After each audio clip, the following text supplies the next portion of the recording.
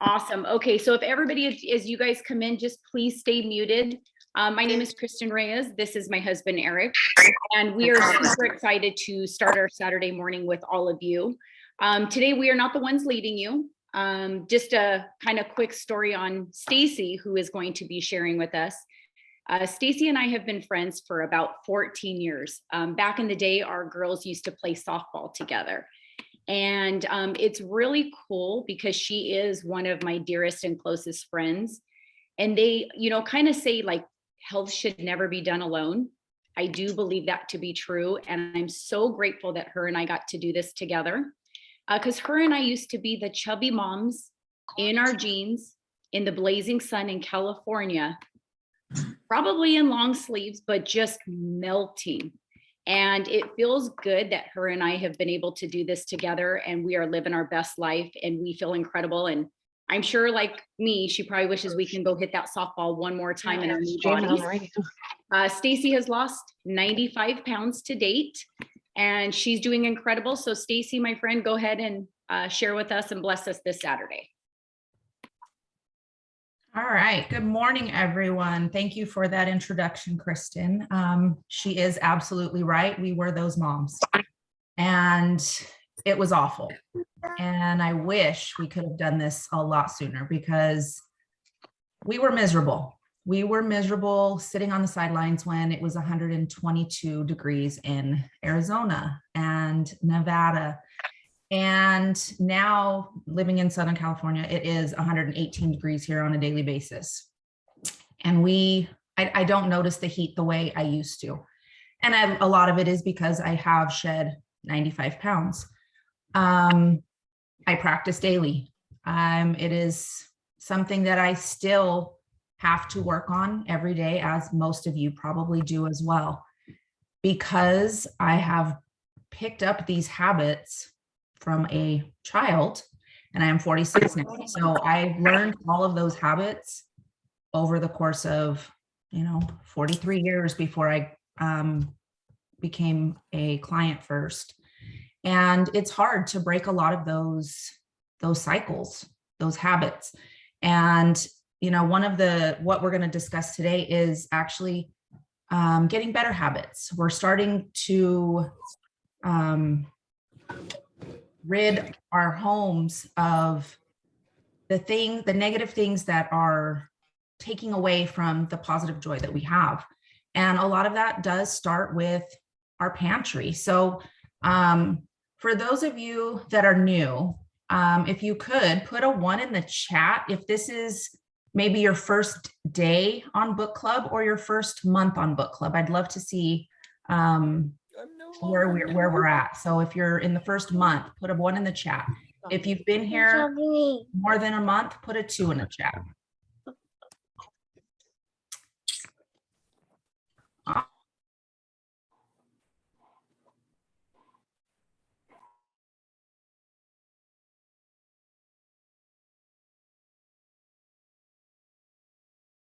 Stacy, you're muted.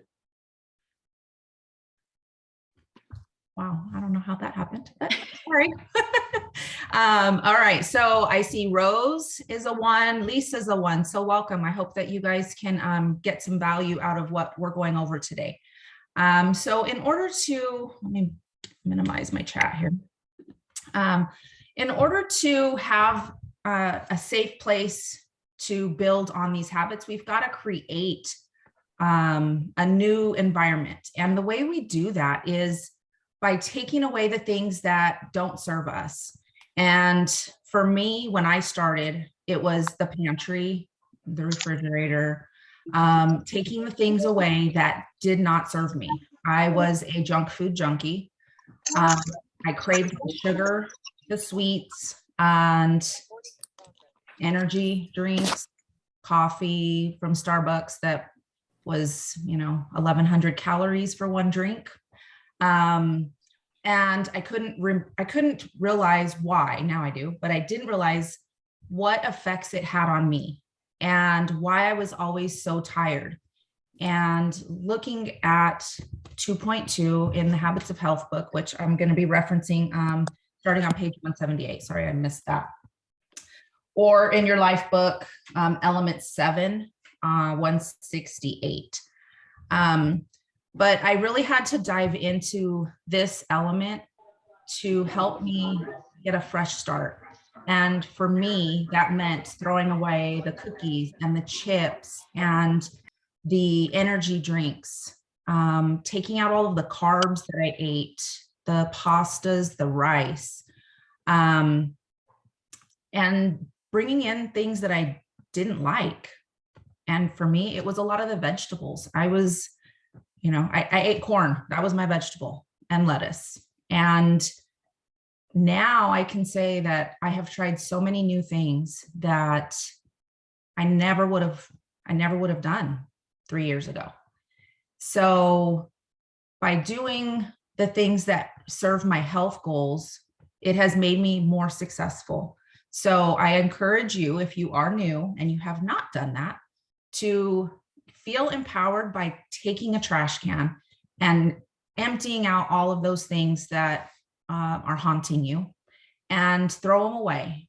You know, you may have kids at home, you may have spouses at home. I kind of pushed some things to the side for my kids because at the time my kids still lived at home. But when I opened the pantry, the first thing that I saw were all of my baskets with all of my fuelings. So I didn't have to look far when I opened the pantry because, I mean, to this day, I still, when I'm bored, I find myself going to the pantry to find something to do. And it's because that's what I always did. And so if I have the things that serve me in front of me, it makes me have more success.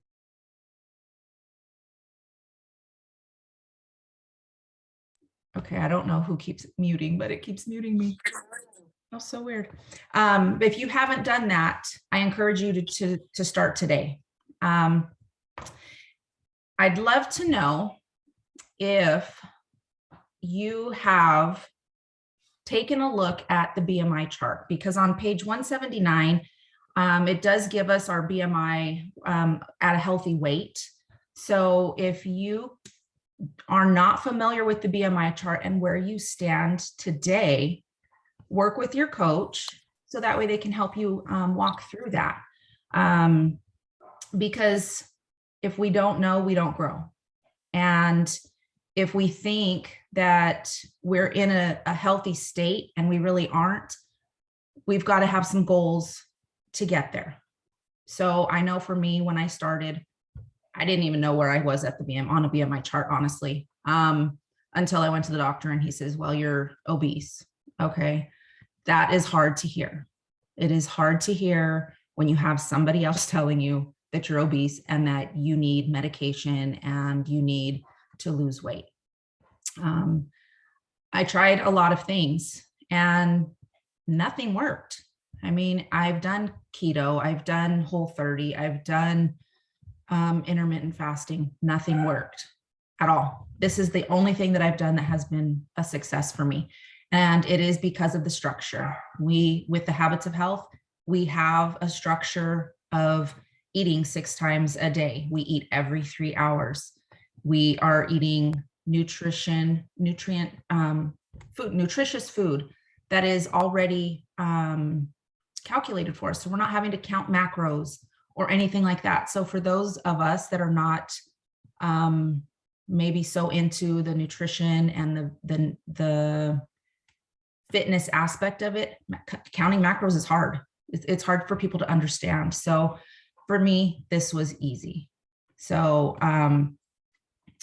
just making these simple changes in our surroundings will make us better. So if you're following along on your book, page 180 has a really scary graph. And what this is showing is how the typical Western diet, which is what most people have come to embrace, is where you're having all of these high glycemic foods. You're eating a lot of processed foods, and your blood sugars cannot regulate. So with your, sorry, I was moving the chat. when your blood sugars are elevated, you're not going to lose weight ever. So with Optavia, eating every 3 hours, we're leveling out our metabolism. And with leveling out our metabolism, we're shutting off that insulin pump. So it is more conducive to weight loss, but in a healthy way. So on 181, there's a series of questions. And if you have not answered these questions for yourself, you really should take some time, because it's going to help you decide if you are, if you have a high level of insulin. And I know for me, when I first read those questions, I 3 years ago answered yes to every single one of them. So it's a scary thought. It is definitely a scary thought. So let's see. I have, all right. So looking at a few ways, actually, no, I'm not going to go there. What I want to know is if anyone would like to share on some of the things that they did when they first started program that made it easier for them to get started on their journey. So if you would like to raise your hand, we'll go in order. And the way of doing that is if you click on your reactions button at the bottom of your screen, then you can click the raise hand button, and then we'll go in order there. So I'd love to hear some of your suggestions for those that maybe are just starting out that need some ideas.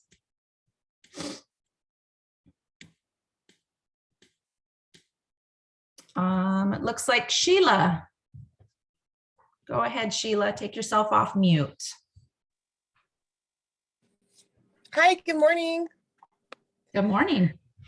So some of the things I did when I started was, like you said, get organized. I had, I really love that shoe thing over the door that people use to organize everything, but I don't have a place to put that. So I just got baskets and kind of put them in the pantry. That really helped, having everything organized, setting my timers, going through and finding at least like 3 to 4 recipes that I was going to make for the week, and kind of plan all that out and just make sure that I had everything and had a big water bottle, and really just set a schedule. That's what really helped me. So that's all I got.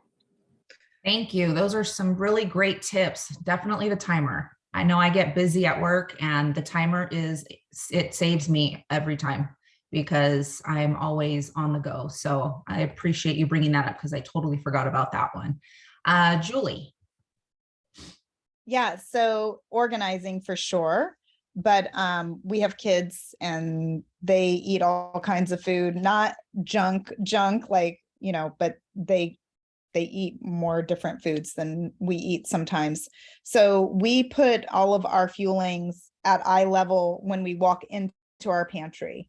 So instead of, because we used to have them over here, so we'd have to, the first thing we would see when we would open the door would be all of our kids' food, the cereal, the crackers, the dried fruit, the nuts, things like that. And so we would have to turn this way to see all of our stuff. So we just switched it, and it took a little getting used to having it in a different place, but now it's just right at eye level when we walk in. Awesome. It's one of those habits that we had to create, right? With, we always say, if you moved a trash can to a different room, when you go to throw your trash, would you go to the new place? No, it's going to take you some time to develop that new habit. So I love that, Julie. Thank you. Kristen or Eric? I'm not sure who's speaking. It's me. So one thing that I did in the beginning was when we would go out, I was very aware of where I was mentally.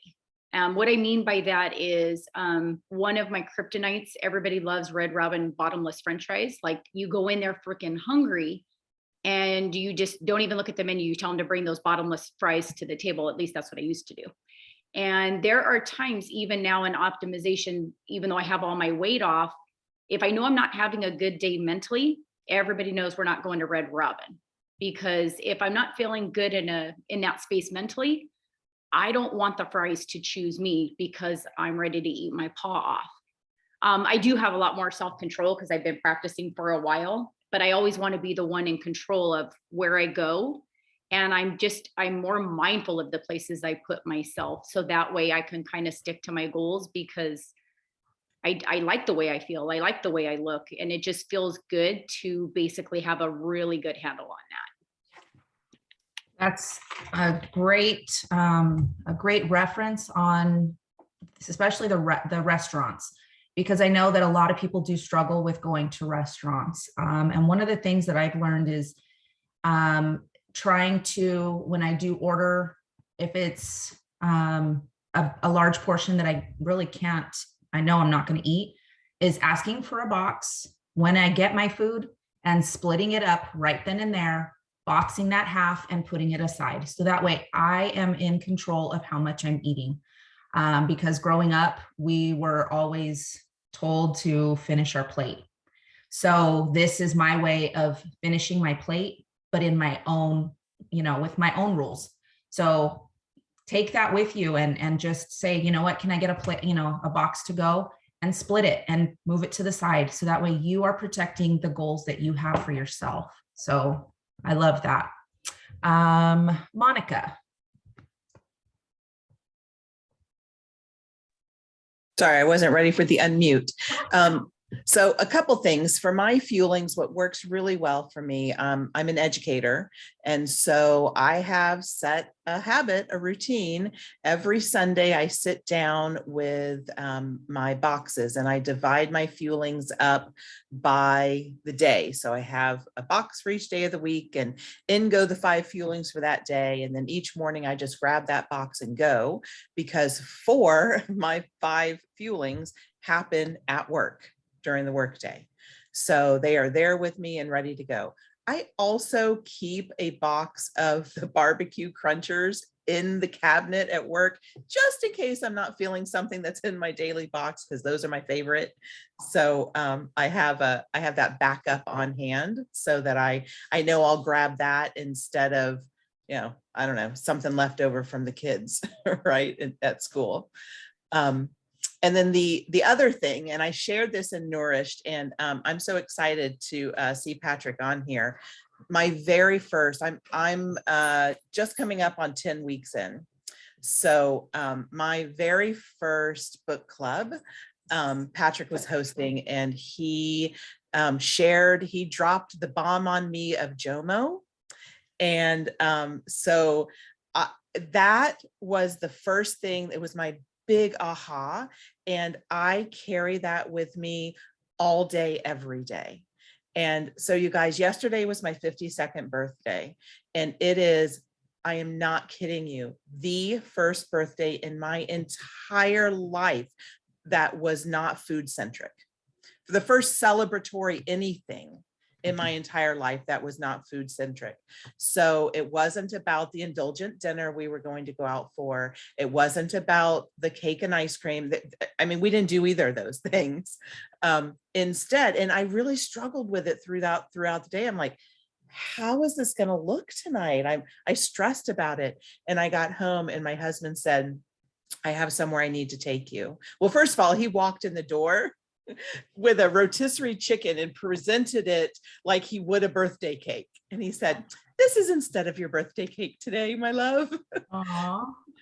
But he's like, I have somewhere I need to take you. And out the door we went, and he drove me to this beautiful new park that I had not been to before. And so we marked that occasion, that event, with a beautiful walk through a park with my husband. And so now I have this shift. It's like, so that JOMO is with me all the time, right? But I have this shift. I am now comfortable where I was stressed all day for how I was going to celebrate that didn't center around food. And now I know.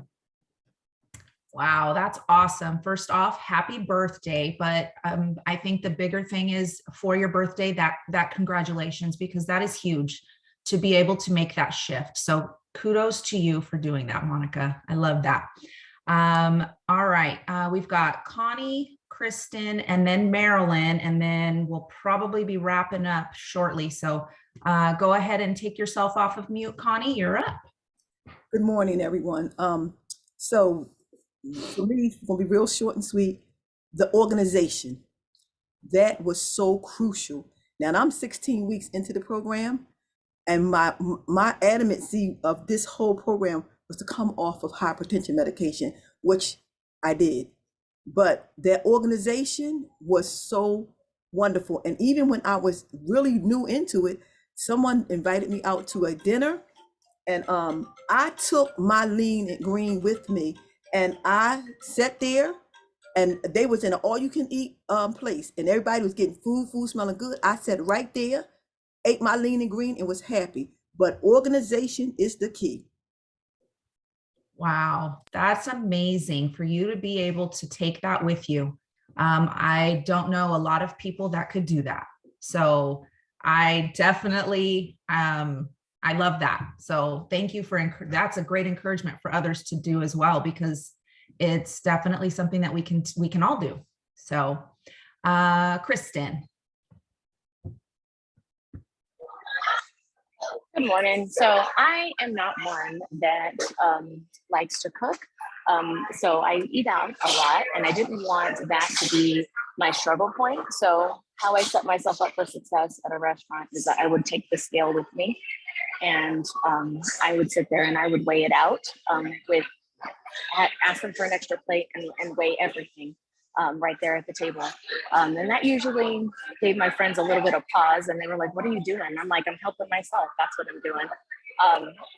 But they eventually got used to it, and I kept myself on track. But I was also still able to enjoy that social aspect of eating out, and also not having to make it myself, because that's just not my jam. I love that.